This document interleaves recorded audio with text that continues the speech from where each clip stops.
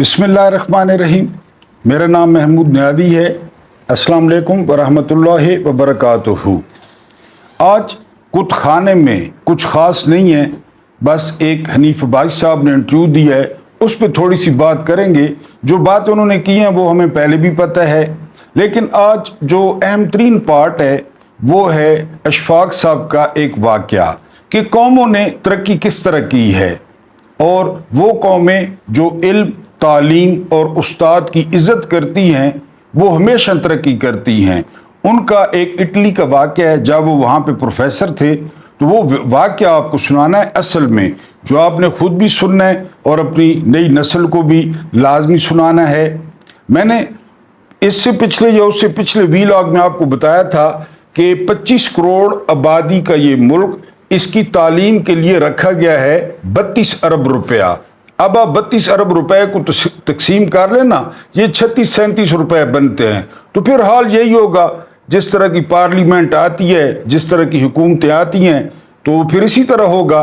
और हनीफ अब्बासी ने एक इंटरव्यू में कहा है कि ये जो बजट है ना, ये पीपल्स पार्टी और नून लीग का ये फिक्स मैच है, इसमें नई बात कौन सी है, हर चीज़ फिक्स है। मैंने आपको पहले बताया कि पीपल्स पार्टी की क्या औकात है या क्या मजाल है कि वो बड़ों के हुक्म की खिलाफ वर्जी करें। उनको इकट्ठा किसने किया, उनकी इकट्ठी हुकूमत किसने बनवाई, ये आप नहीं जानते। और सिर्फ जो डर है, जो ख़तरा है, वो खान साहब का है, वो अडयाला जेल के कैदी का है कि इकट्ठे हो जाओ, सारे मिल जाओ, चोर उचक्के, वरना इमरान खान तो है ही है। तो हनीफ भाई साहब ने कहा कि ये जो बजट पे पीपल्स पार्टी नखरे कर रही है और अवाम का दर्द उसके दिल में उठ रहा है कि फ़लाँ चीज़ महंगी हो गई, फ़लाँ चीज़, तो ये सारा कुछ फिक्स है। लेकिन हनीफ भाई साहब को बताना है कि हनीफ भाई साहब वो दिन गए, वो 80 वाले, वो 90 वाले, वो दिन गए, और इसका नतीजा आप लोगों ने 8 फरवरी को देख लिया। 8 फरवरी से पहले भी लोगों को पता था कि आप एक हैं, आपने कोई इंकशाफ नहीं किया, क्योंकि पाकिस्तान को लूटने पर जो है ना वो आपका इत्तेफाक है। बाकी आपके मसाइल हैं छोटे मोटे, इतने अरब नहीं, इतने अरब, ये वजारत हमें दो, ये वजारत हमें दो, ये गवर्नरशिप हमें दो, ये मसाइल हैं आपके। आपका पाकिस्तान तो कोई मसला नहीं है। पाकिस्तान की बेरोजगारी, पाकिस्तान की महंगाई, पाकिस्तान के खारजा तल्लुकात, ये तो आप में से किसी का भी मसला नहीं है, क्योंकि आपके आका बिल्कुल यहाँ पे भी आका एक है और यहाँ से बाहर का आका भी एक है, यानी वाशिंगटन सरकार। तो ये कोई वो नहीं है, इंकशाफ नहीं है। हाँ, एक बात उन्होंने नहीं की है मुक्तदरा के लिए कि जो हैं मोहसिन नकवी, वो या तो पीसीबी की चेयरमैनशिप संभालें या वजारत दाखिला संभालें, क्योंकि वाकफान हाल कह रहे हैं कि हनीफ अब्बासी साहब चूँकि शहबाज शरीफ के बहुत ज़्यादा करीब में, तो वो वज़ीर दाखिला बनना चाहते हैं, यानी ये हनीफ भाई साहब की ख्वाहिश है। तो ठीक है, बन जाए, यानी उनके बनने से यहाँ पे यही है, यारी दोस्ती चल रही है, शौक़ पूरे किए जा रहे हैं। जिस तरह पंजाब की वज़ीर आला बना दी गई, वो टिक टाकें बना रही है, रीलें बना रही है, ठीक है, आप भी वज़ीर दाखिला बन जाएं। फिर वो कहते हैं कि वो जो हद तक के इज्जत वाला बिल था, वो जानबूझ के पीपल्स पार्टी के गवर्नर पतली गली से निकल गए, पीछे अहमद खान जो स्पीकर थे वो गवर्नर बने कायम मकाम, और उन्होंने साइन कर दिए। ये भी हमें पता था, क्योंकि मैंने आपको बताया कि हमारा यहाँ पे चे नहीं लिखा हुआ, कौम का यहाँ पे आप अभी तक समझते हैं कि यहाँ पे चे लिखा हुआ है, इसलिए तो आपको हर तरफ से फटकार पड़ रही है, इसलिए तो हर तरफ से आपको मार पड़ रही है। आप खुद किस तरह सिमाबिया तायर से जीते, आपको पता है कि आप कितनी, आप कम से कम 50,000 की लीड से एक औरत से हारे हैं, और अब आप वज़ीर दाखिला बनने के ख्वाब देख रहे हैं। तो आपके इंटरव्यू में कोई चीज़ नई नहीं थी, हमें पता है आप लोग एक हैं, आप लोग सारे स्टेटस को के बंदे हैं, आप लोग गुलाम हैं दो ख़ानदानों के, पीपल्स पार्टी के अपने गुलाम हैं, नून लीग के अपने गुलाम हैं। आप लोगों ने बाल सफ़ेद कर दिए, दाढ़ियाँ सफ़ेद कर दी, तारीफ़ें कर कर के, तारीफ़ों के पुल बांध बांध के, यही आपकी रोज़ी रोटी है, आपका हलवा मांड लगा है, हमें उस पर कोई इतराज़ नहीं है। बहरहाल ये जो आपने इंटरव्यू दिया है ना, ये अब हर किसी को पता है, ये आपने वैसे तकलीफ़ की है कि जी मैच फिक्स था। आपके शुरू से सारे मैच फिक्स हैं, यानी शुरू से आपके सारे मैच, यानी वहाँ से वो क्या था आपका मिसाक जमहूरियत से लेकर आज के दिन तक हर चीज़ आपकी फिक्स है। बेनज़ीर और नवाज शरीफ के दौर में भी हर चीज़ फिक्स थी। फिक्सिंग का क्या मतलब है कि मुल्क लूटना है, बस ये फिक्सिंग है और कुछ नहीं करना। और आपने कहा था कि जी मिसाक जमहूरियत में कि सिंध आपका, पंजाब हमारा, ठीक है जी, और KP के फजल रहमान का और बलोचिस्तान जो है ना वो उनका। तो वो तो इमरान खान आ गया एलियन, जिस तरह वो फ़िरौन के लिए खुदा ने मूसा पैदा कर दिया था। अस्तगफिरुल्लाह, मैं कोई कंपैरिजन नहीं कर रहा, मिसाल दे रहा हूँ। वो तो पता ही नहीं था किसी को, इमरान खान आ गया और आप लोगों के रंग में भंग पड़ गया। वरना आप तो पहले दिन से आपकी हर चीज़ फिक्स है और एक चीज़ पे आपका इत्तेफाक है कि नोचना है, इस कौम को नोचना है। अब वही है ना एफिड्रीन वाले, आपको उम्र कैद हुई थी, लेकिन ये पाकिस्तान है। अब आप फिर 47 के जो है ना वो MNA हैं। एफिड्रीन केस याद होगा, यूसुफ रज़ा गिलानी का बेटा और आप, लेकिन पाकिस्तान है, कुछ भी हो सकता है। आप फिर MNA भी बन गए और बन भी उस पे गए फॉर्म 47 पे। बहरहाल इस कुतखाने से हट के, जिस तरह मैंने बताया कि मेरा चैनल भी न्यूज़ व्यूज़ एंड फन है, यानी उसमें न्यूज़ खबरें, फिर उस पर अपना तबसरा, और एक चीज़ लाजमी होती है इजाफी, जो आपको वैल्यू देती है। जिस तरह मैंने कहा कि आज का किस्सा आप सुनेंगे तो आपको पता चलेगा कि जो कौमें हैं वो किस तरह तरक्की करती हैं। तो कुतखाने से गुरेज करते हुए हम डायरेक्ट वाक़े पे, और ये ज़हन में रखें कि ये वाक़या पेश आया है बाबा अशफाक अहमद के साथ। वो क्या कहते हैं, जिस ज़माने में मैं वीडियो थोड़ी लंबी हो जाएगी, आपने बेशक 2 किस्तों में देख लेनी है, लेकिन आप लुत्फ़ उठाएंगे वीडियो से और आपको समझ आएगी कि कौमें कैसे तरक्की करती हैं। जिस ज़माने में मैं रोम में लेक्चरर था, रोम यूनिवर्सिटी में, और मैं सबसे यंगेस्ट प्रोफेसर था, नौजवान। यूनिवर्सिटियों में छुट्टियां थीं, गर्मियों का ज़माना था। दोपहर के वक्त रेडियो स्टेशन पर मुझे उर्दू ब्रॉडकास्टिंग करनी पड़ती थी। लौट के आ रहा था तो ख़वातीनो हज़रात, रोम में दोपहर के वक्त सब लोग कैलूला करते हैं, सोते हैं, आराम करते हैं। 4 बजे तक सोते हैं और रोम की सड़कें तकरीबन खाली होती हैं। और कॉरपोरेशन ने यह इंतज़ाम कर रखा था कि वो वहाँ पर पानी के हौज लगाकर सड़कें धोते हैं, और शाम तक सड़कें ठंडी भी हो जाती हैं, खुशगवार भी हो जाती हैं, साफ भी हो जाती हैं। तो वो सड़कों को धो रहे थे। इक्का दुक्का ट्रैफिक की सवारी आ जा रही थी, तो मैं अपनी गाड़ी चलाता हुआ जा रहा था। अब देखिए, इंसान के साथ साथ एक देसी मिजाज चलता है। आप जहां भी चले जाएं, हम हैं तो देसी आदमी, कहीं भी चला जाए। तो मैं गाड़ी चला रहा था, मैंने देखा कि गोल दायरा है बहुत बड़ा, उसके ऊपर से चक्कर काट के आऊंगा, फिर मैं अपनी घर की तरफ मुड़ूंगा। तो ये बड़ी बेहुदा बात है, दायरा पाकिस्तानी होने के नाते बीच में से चलते हैं। इस वक्त कौन देखता है, दोपहर का वक्त है, तो मैं बीच में से गुजरा। वहां एक सिपाही खड़ा था, उसने मुझे देखा और उसने परवाह नहीं की, जाने दिया कि ये जा रहा है ये नौजवान, तो कोई बात नहीं। जब मैंने देखा शीशे में से गर्दन घुमा के कुछ मुझे थोड़ा सा याद पड़ता है, मैं तंजन मुस्कुराया। तंजन पाकिस्तानी थे ना। कुछ अपनी किस्मत के ऊपर और कुछ अपनी कामयाबी के ऊपर कि मैंने खिलाफवर्जी कर दी। मैंने खुशी मनाने के लिए एक मुस्कुराहट का फूल उसकी तरफ फेंका। जब उसने ये देखा कि उसने मेरी ये इज्जत की है, तो उसने सीटी बजा के रोक लिया। अब वहां पर सीटी बजना मौत के बराबर थी, पाकिस्तान तो है नहीं, और रुकना भी मैं रुका, वो आ गया और आगे खड़ा हो गया, आके खड़ा हो गया। पहले सैल्यूट किया।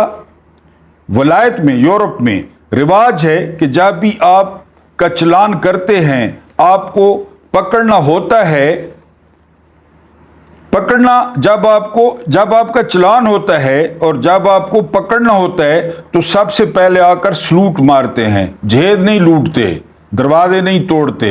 ये इस्लामी मुल्क में होता है, ये इटली है, काफिर हैं, सलूट मारते हैं। तो उसने खड़े होकर सलूट मारा। अब मैं अंदर थर थर कांप रहा हूं, ये कानून है। शीशा मैंने नीचे किया तो मुझे कहने लगा आपका लाइसेंस। तो मैंने उससे कहा मैं जुबान नहीं जानता। उसने कहा चंगी भली बोल रहे हो। मैंने कहा मैं नहीं जानता, तुम ऐसे ही झूठ बोल रहे हो, मैं तो नहीं जानता हूं। उसने कहा नहीं, आप अपना लाइसेंस दें। तो मैंने कहा फर्ज करें जिसके पास उसका लाइसेंस ना हो तो फिर वो क्या करे। उसने कहा कोई बात नहीं, मैं आपका चालान कर देता हूं, पर्ची फाड़ के तो ये आप ले जाएं और जुर्माना जमा करवा दें। मैं तो ऐसे ही मांग रहा था। मैंने कहा मुझसे गलती हो गई। उसने मुस्कुराते हुए कहा गलती हो गई थी तो चले जाते।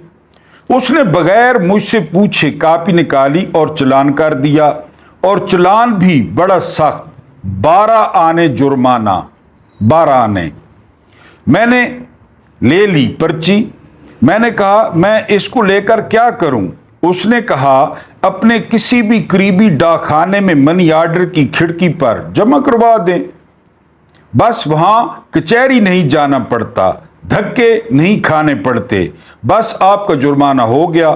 आप डाकखाने में देंगे तो बस।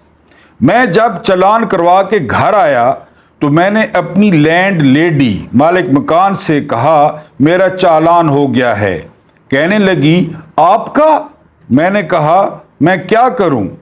अब उनको ऐसे लगा कि हमारे घर में जैसे एक बड़ा मुजरिम रहता है। ये इखलाकियात होती हैं, क्रेडिबिलिटी होती है कि हमारे घर में एक मुजरिम रह रहा है जिसका चालान हो गया है। यहां जरा कौमी असम्बली देख लें, सेनेट देख लें। और उसने अपनी बेटी को बताया कि प्रोफेसर का चालान हो गया है। बुढ़ी माई थी, उनकी एक सास थी, उसको भी बताया। सारे रोते हुए मेरे पास आ गए। मैं बड़ा डरा कि या अल्लाह ये क्या। कहने लगे तू शरीफ आदमी लगता था, अच्छे खानदान का, अच्छे घर का लगता था। हमने तुझे किराए पे ये कमरा भी दिया हुआ है, लेकिन तू वैसा नहीं निकला,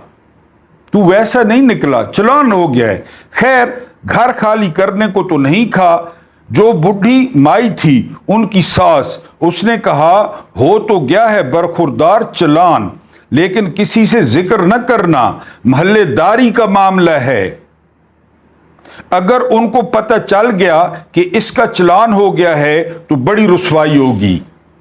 हाय ओ काफरो, चालान हो गया, सिर्फ लोगों को पता चलेगा। अभी हनीफ भाई साहब का जिक्र किया ना, एफिड्रीन नशे में इनको उम्र कैद हुई थी। मैंने कहा नहीं, मैं पता नहीं लगने दूंगा। मेरी लाउबाली तबीयत, 26 साल की उम्र थी। चालान जेब में डाला और निकल गया दोस्तों से मिलने। अगले दिन मुझे जमा करवाना था, भूल गया। सारा दिन गुजर गया। उससे अगले दिन मुझे असूलन जमा करवा देना चाहिए था। तो मैंने कपड़े बदले तो उस पुराने कोट में रह गया। शाम के वक्त मुझे एक तार मिला कि मोहतरमी जनाब प्रोफेसर साहब, फलां फलां मकाम पर, फलां चौराहे पर आपका चालान कर दिया गया था फलां सिपाही ने। ये नंबर है आपके चालान का, आपने अभी तक कहीं भी चालान के पैसे जमा नहीं करवाए।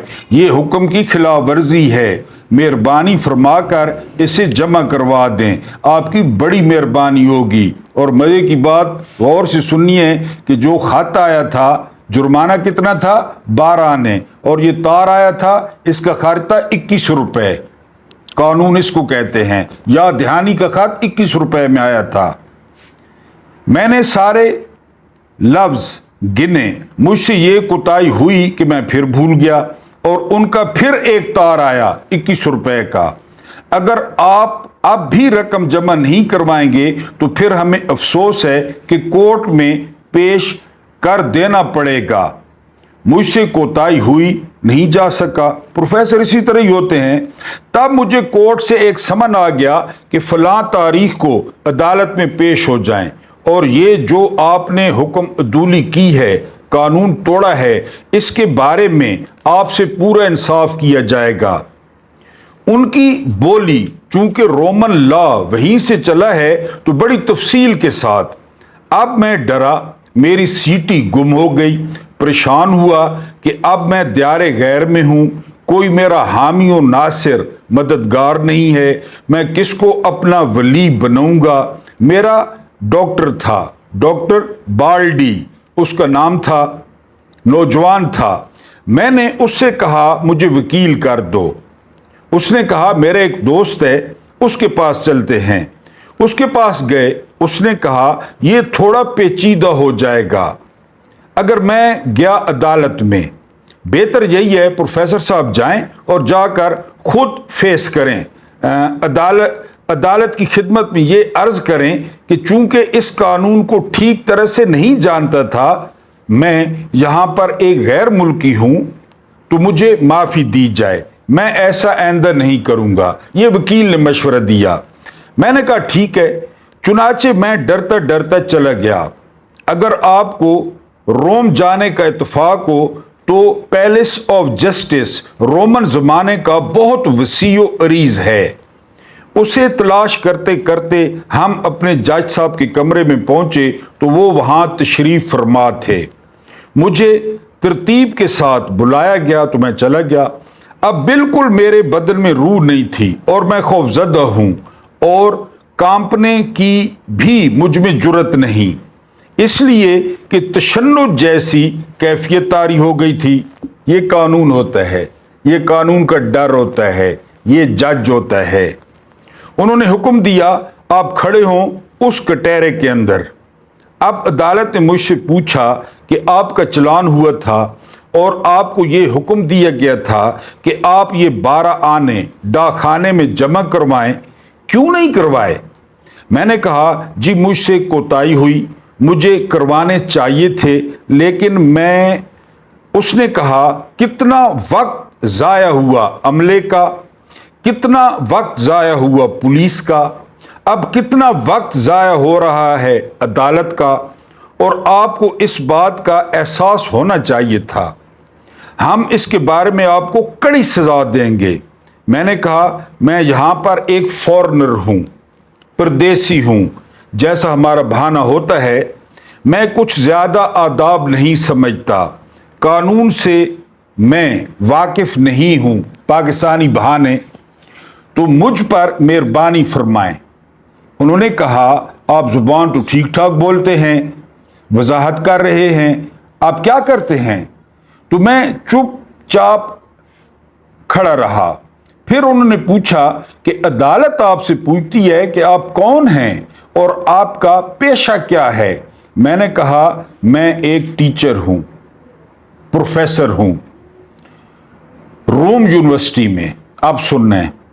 तो वो जज साहब कुर्सी को साइड पर करके खड़े हो गए और जोर से ऐलान किया teacher in the court, teacher in the court, जैसे ऐलान किया जाता है। और वो सारे पूरी की पूरी अदालत, मुंशी, थानेदार, इसके बाद अमलदार जितने भी थे, उसने हुक्म दिया chair should be brought for the teacher, a teacher has come to the court. Teacher court में आया है, फौरन कुर्सी पेश की जाए। सारे खड़े हैं। अब वो कटहरा छोटा सा, मैं उसको पकड़ कर खड़ा हूं, वो कुर्सी ले आए। हुक्म हुआ कि तो आप टीचर हैं, खड़े नहीं रह सकते। तो फिर उसने एक चार्जशीट पढ़नी शुरू की। जज ने कहा कि ए मुअज्जिज उस्ताद, اے دنیا کو علم عطا کرنے والے استاد، اے محترم ترین انسان، اے محترم انسانیت، جج کہہ رہا ہے آپ نے ہی ہم کو عدالت کا اور انصاف کا حکم دیا ہے، اور آپ ہی نے ہم کو یہ علم پڑھایا ہے، اور آپ ہی کی بدولت ہم اس جگہ پر بیٹھے ہیں، اس لیے ہم آپ کے فرمان کے مطابق مجبور ہیں جو آپ نے پڑھایا ہے۔ عدالت نے جو ضابطہ قائم کیا ہے اس کے تحت آپ کو چیک کریں، باوجود اس کے کہ ہمیں اس بات کی سخت شرمندگی ہے اور ہم بے حد افسردہ ہیں کہ ہم ایک استاد کو جس سے محترم اور کوئی نہیں ہوتا اپنی عدالت میں ٹرائل کر رہے ہیں، اور یہ کسی بھی جج کے لیے انتہائی تکلیف دہ موقع ہے کہ کورٹ میں کٹہرے میں ایک استاد محترم ہو اور اس کا ٹرائل کیا جائے۔ اب میں شرمندہ اپنی جگہ پر، یا اللہ یہ کیا شروع ہو رہا ہے؟ میں نے کہا حضور جو بھی آپ کا قانون ہے، علم یا جیسے کیسے بھی آپ کا ضابطہ ہے، اس کے مطابق کریں، میں حاضر ہوں۔ تو انہوں نے کہا ہم نہایت شرمندگی کے ساتھ اور نہایت دکھ کے ساتھ اور گہرے الم کے ساتھ آپ کو ڈبل جرمانہ کرتے ہیں۔ 1.5 روپیہ ہو گیا یہ جرمانہ ہے۔ اب جب میں اٹھ کے اس کرسی میں سے اس کٹہرے سے نکل کر شرمندہ باہر نکلنے کی کوششیں کر رہا تھا، وہ جو جج، اس کا پورا عملہ، اس کے منشی، وہ سارے میرے پیچھے پیچھے جا رہے تھے اور کہتے جا رہے تھے a teacher in the court, ہم احترام کے ساتھ آپ کو رخصت کرتے ہیں۔ میں کہوں میری جان چھوڑیں، یہ باہر نکل کر میرے ساتھ پتہ نہیں کیا کریں گے، آگے تک میری موٹر تک مجھے چھوڑنے آئے۔ جب تک میں وہاں سے سٹارٹ نہیں ہو گیا، میری گاڑی کا دروازہ کھولا گیا، میں اندر بیٹھا، وہ عملہ وہاں پر ایسے ہی کھڑا رہا۔ اب میں لوٹ کے آیا تو میں سمجھا یا اللہ میں بڑا معزز آدمی ہوں، اور محلے والوں کو بھی آ کر بتایا کہ میں ایسے گیا تھا اور وہاں پر یہ ہوا۔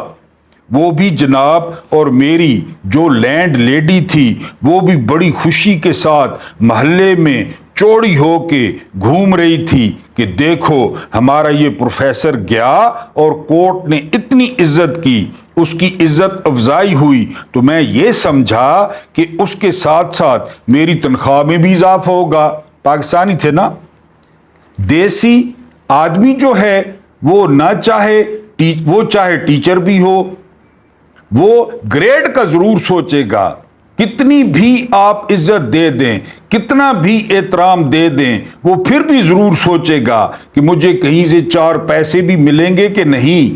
میں نے اپنے ریکٹر سے پوچھا تو انہوں نے کہا نہیں، تنخواہ یہاں پروفیسر کی اتنی ہے جتنی تمہارے پاکستان میں ہے، وہ کوئی مالی طور پر اتنے بڑے نہیں ہیں لیکن عزت کے اعتبار سے بہت بڑے ہیں، رتبہ ان کا بہت زیادہ ہے، اور کوئی شخص یہاں کوئی بیوروکریٹ ہو، جج ہو، آپ نے دیکھ ہی لیا ہے، یہاں کا تاجر ہو، یہاں کا فیوڈل لارڈ ہو، وہ استاد کے رتبے کے پیچھے اسی طرح چلتا ہے جیسے روم کے دنوں میں غلام اپنے آقا کے پیچھے چلتے تھے۔